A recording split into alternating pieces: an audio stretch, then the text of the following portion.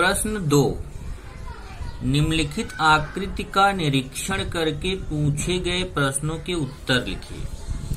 अभी देखिए, अभी तक आपको पहले इसमें 2 ही प्रश्न हैं इसी एक्सरसाइज में। उसमें अगर आप देखेंगे तो पहले प्रश्न में आपको खुद संख्या रेखा खींच के उस पर प्रदर्शित करना था बिंदुओं को। अब की बार क्वेश्चन अलग है। अब की बार उसने खुद से संख्या रेखा बनाकर दे दिया है और आपसे कुछ प्रश्न पूछे हैं, उन प्रश्नों के आपको उत्तर देने हैं। तो अगर मैं संख्या रेखा आपको दिखाऊं, जो संख्या रेखा यहाँ पर पूछा है उसको आप ध्यान से देखिए।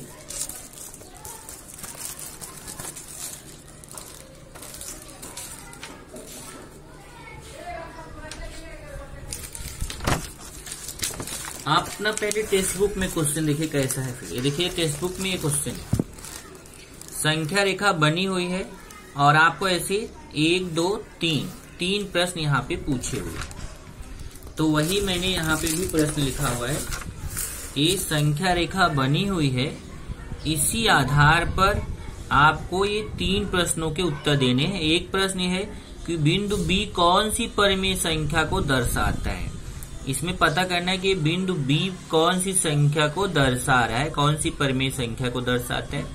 दूसरा, 1 सही 3/4 यह संख्या कौन से बिंदु से दर्शाई गई है, मतलब ये जो संख्या है इसमें कहाँ पे आएगी, किस बिंदु पर आएगी वो पता करना है। और दूसरा, बिंदु डी द्वारा 5/2 निरूपित किया गया है, यह सत्य है या असत्य, मतलब पता करना है क्या डी बिंदु 5/2 पर आएगा। अगर सत्य है तो सत्य बताना, असत्य है तो असत्य बताना। ऐसा 3 क्वेश्चन हमसे पूछा। इसके लिए मैंने संख्या रेखा में थोड़ा सा परिवर्तन कर दिया। अब वो मैं परिवर्तन आपको ध्यान से समझना है, ध्यान से समझिए कैसे, जरा देखिए, बहुत ध्यान से समझना। फिर उसके बाद अगर आप ये संख्या रेखा समझ गए ना तो क्वेश्चन का आंसर बहुत आसानी से आप दे सकेंगे। ये देखिए आपके बुक में, आपके प्रश्न में ऐसा संख्या रेखा बना हुआ है। इस संख्या रेखा में यहाँ पे देखिए O0 है, तो यहाँ पे मैंने भी O0 लिया है। फिर F1 है, F1 लिया है। फिर 2 बिंदु पे कुछ नाम नहीं दिया है तो हमने भी 2 पे कुछ नाम नहीं दिया। 3 पे भी कुछ नाम नहीं दिया तो हमने भी 3 पे कुछ भी नाम नहीं दिया। फिर यहाँ देखिए E पर कोई संख्या नहीं है तो E पर कोई संख्या नहीं, मतलब संख्या बाद में लिखा मैंने। -2 पे कोई बिंदु का नाम नहीं है तो मैंने -2 पे कोई बिंदु का नाम नहीं दिया। और -3 पे A है तो -3 पे A, मतलब जैसा इन्होंने बनाया था ना सेम वैसा मैंने बनाया। उसके बाद आप देखेंगे ना तो 0 और 1 के बीच में ना इन्होंने कितने पतले बिंदु लिए हैं, 1 2 3 बिंदु लिया है। 0 और 1 के बीच इन्होंने कितना बिंदु लिया, 1 2 3। ऐसे देखिए, वो 1 और 2 के बीच में भी इन्होंने 1 2 3 बिंदु लिया है। 2 और 3 के बीच में भी 1 2 3 बिंदु लिया है। ऐसे 0 और -1 के बीच में देखिए, 0 और -1 के बीच में 1 2 3 बिंदु।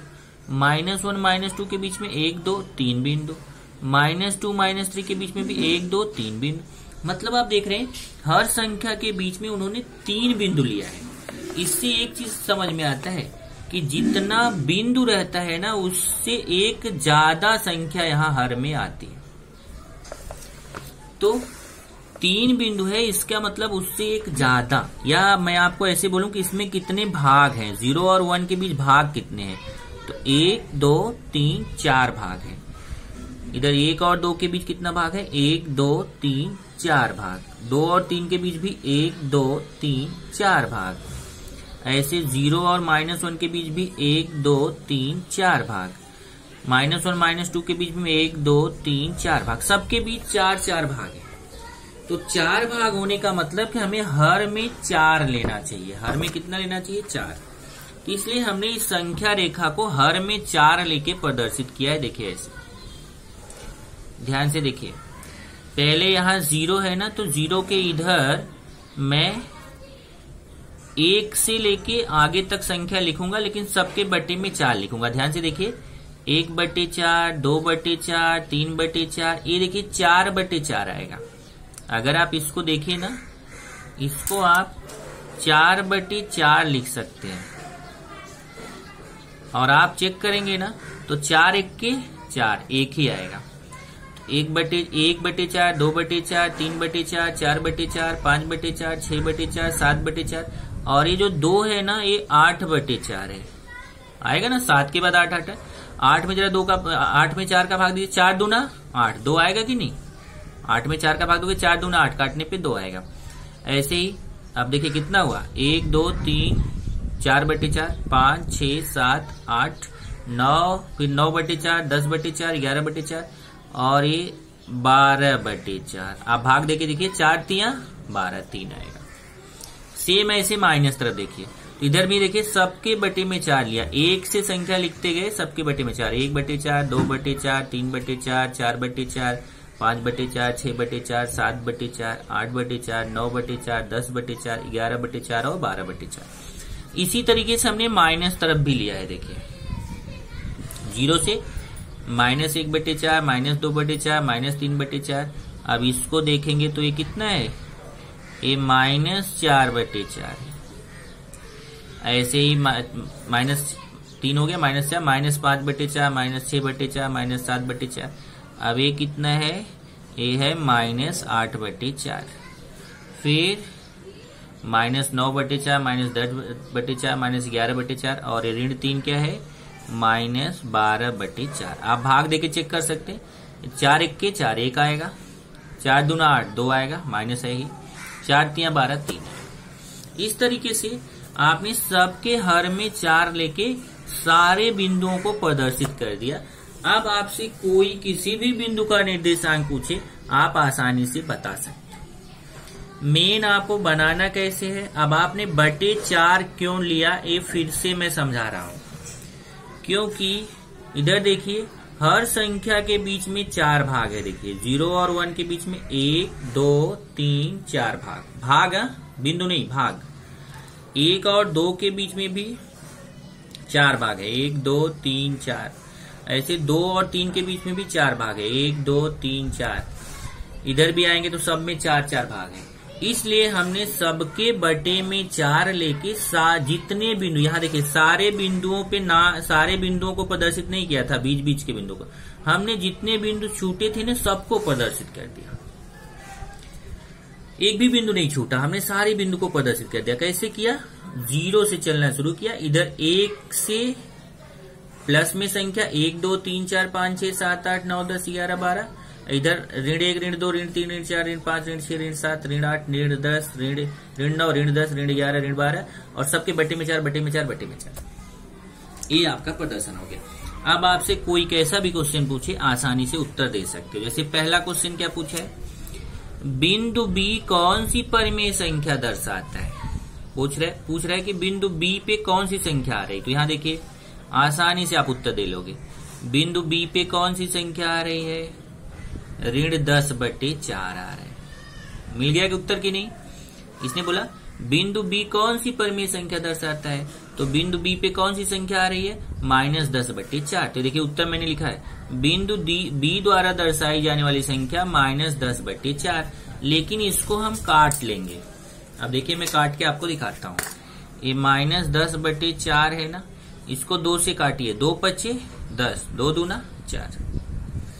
2 से 10 में भाग देंगे तो 2 5 10 5 आएगा। 2 से 4 में भाग देंगे 2 दूना 4 आएगा। तो ऊपर आया 5, नीचे आया 2। तो इसको काटने पे ऋण 5/2 आया। इसका मतलब बी द्वारा दर्शाई गई संख्या ऋण 10/4 है, या काटने के बाद उसको लिख सकते हैं ऋण 5/2 है। दूसरा है 1 सही 3/4, यह संख्या कौन से बिंदु से दर्शाई गई है। अब देखिए कुछ स्टूडेंट को नहीं आता होगा, कुछ को आता होगा। 1 सही 3/4 को हम कैसे लिख सकते हैं। 1 सही 3/4 को लिखना है तो ऐसे 4 का 1 से गुणा करो और ये 3 जोड़ दो। 4 1 के, पहले 4 का 1 से गुणा करो, 4 1 के 4 और 3 जोड़ेंगे तो 7। तो इसको लिख सकते हैं 7/4। इधर देखिए इस 1 सही 3/4 इसको पढ़ते कैसे हैं, 1 सही, ये 13/4 नहीं है, ये 1/3/4 है। 1/3/4 को हम ऐसे लिख सकते हैं, कैसे जरा देखिए, पहले 4 का 1 में गुणा करो, 4 1 4, फिर उसमें 3 जोड़ दो, तो 4 1 4 आया, 4 में 3 जोड़ेंगे तो कितना आएगा 7/4। इसको आप ऐसे लिख सकते हैं। अब आपको देखना है कि 7/4 जो है यह कौन सी संख्या को दर्शाता है, तो यहां से खोजते हैं। ये देखिए 7/4 कौन से बिंदु को दर्शाता है, तो 7/4 द्वारा कौन सा बिंदु दर्शाया जा रहा है, C। तो यहाँ हो गया 7/4 यह संख्या बिंदु C को दर्शाती है। फिर है 5/2। अब देखिए क्वेश्चन है 5/2 बिंदु क्या D को दर्शाता है। हमें पता करना है कि क्या D बिंदु 5/2 को दर्शाता है। अब गड़बड़ ये है कि यहाँ तो 5/2 लिखा है, पर इसमें तो हमारा 2 में कोई है नहीं, यहाँ तो सब 4 में है। इसलिए देखिए मैंने जो 5/2 है ना उसको 4 में बना रहा हूँ। ध्यान से देखना, ये 5/2 है। अगर मैं ऊपर भी 2 का गुणा करूं, नीचे भी 2 का गुणा करूं, अब 2 का गुणा क्यों कर रहा हूं, क्योंकि मुझे ये जो नीचे का 2 है ना इसको 4 बनाना है। तो 4 बनाने के लिए मुझे 2 का गुणा करना पड़ेगा। तो भिन्न का नियम होता है, जितने का गुणा आप नीचे करोगे उतने का ही गुणा आपको ऊपर भी करना पड़ेगा। अब देखिए, अब आप पूछेंगे फिर इसी को क्यों नहीं प्रदर्शित करते, आप क्यों 4 बना रहे हो। तो क्यों 4 बना रहा हूं, क्योंकि जब तक नीचे 4 नहीं बनेगा तब तक आपको यहाँ पता ही नहीं चलेगा, क्योंकि सबके नीचे तो 4 है और आपको तो यहाँ 5/2 है, तो 2 से तो आपको पता ही नहीं चलेगा। आपको नीचे क्या चाहिए, 4 चाहिए। तो 4 हम बना सकते हैं। कैसे, ये 2 है, 2 को 4 बनाने के लिए कितने का गुणा करेंगे, 2 का। 2 दूना 4 हो जाएगा कि नहीं। तो जब नीचे 2 का गुणा करेंगे तो ऊपर भी 2 का गुणा, जितने का गुणा नीचे उतने का गुणा ऊपर। ऊपर 5 दूना 10 आ गया, नीचे 2 दूना 4 आ गया। अब देखिए नीचे हर में 4 बन गया ना। अब आप संख्या को आसानी से पहचान सकते हो कि देखो कि 10/4 क्या सही में D को प्रदर्शित करता है। देखते हैं, ये देखिए 10/4 D को प्रदर्शित करता है।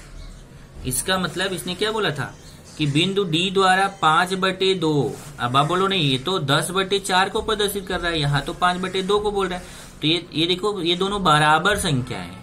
5/2 और 10/4 दोनों आपस में बराबर होती हैं। अगर इसको आप काटोगे ना, 2 5 10, 2 दूना 4, देखो काटने पे वही आएगा। तो इसका मतलब 5/2 और 10/4 दोनों एक ही होता है। तो 5/2 क्या D को प्रदर्शित करता है, तो 5/2 मतलब क्या हुआ, 10/4। तो 10/4 D को प्रदर्शित कर रहा है। इसका मतलब अगर 10/4 D को प्रदर्शित कर रहा है तो 5/2 भी D को प्रदर्शित करता है। तो हमारा यह कथन सत्य है।